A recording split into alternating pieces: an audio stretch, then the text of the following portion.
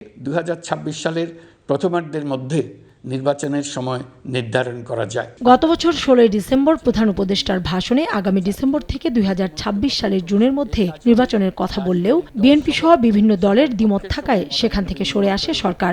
2026 সালের এপ্রিলের প্রথমার্ধের যে কোনো একটি দিনে অনুষ্ঠিত হবে। সবশেষ এপ্রিলে ভোট আয়োজনের ঘোষণা দেয়া হলেও তাতেও আপত্তি জানায় বিএনপি। এর কিছুদিন পরই গত 13 জুন লন্ডনে প্রধান উপদেষ্টার সঙ্গে বিএনপির ভারপ্রাপ্ত চেয়ারম্যানের একান্ত বৈঠকে শর্ত সাপেক্ষে ফেব্রুয়ারিতে নির্বাচনের ইঙ্গিত মেলে।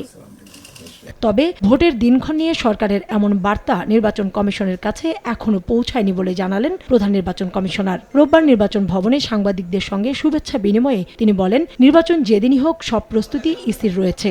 যখন সরকারের সাথে কথা হবে যে ওনারা কি আলোচনা করেছেন, আমরা তো নিশ্চয়ই একটা ওনাদের ভাগ বুঝতে পারবো, বুঝে তখন একটা তারিখ যখন যায় সেটা করবো।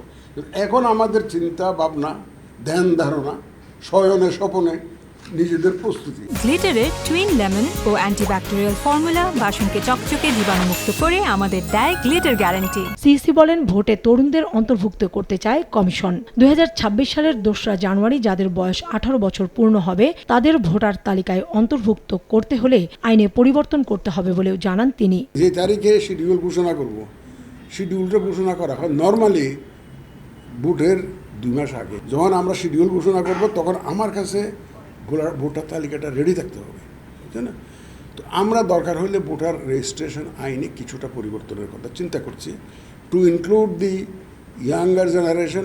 কারো হুকুমে ইসি কাজ করবে না জানিয়ে সুষ্ঠু ও নিরপেক্ষ ভোট অনুষ্ঠানে যথাযথভাবে দায়িত্ব পালনে ইসি কর্মকর্তাদের নির্দেশনা দেন প্রধান নির্বাচন কমিশনার। কারো নির্দেশনায়, কারো পরিচালনায় আমরা কাজ করব না, কারো দ্বারা প্রভাবিত হয়ে নয়, কারো পক্ষে নয়, যে কোনো দলীয় স্বার্থ বিবেচনায় আপনারা কোনো কাজ করবেন না। একদম আইন অনুযায়ী নিরপেক্ষতার সাথে আপনারা দায়িত্ব পালন করবেন।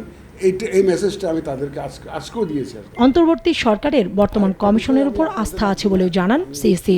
আমাদের উপরে ওনার আস্থা আছে। কাউসারা চৌধুরী কুমু, সময় সংবাদ, ঢাকা।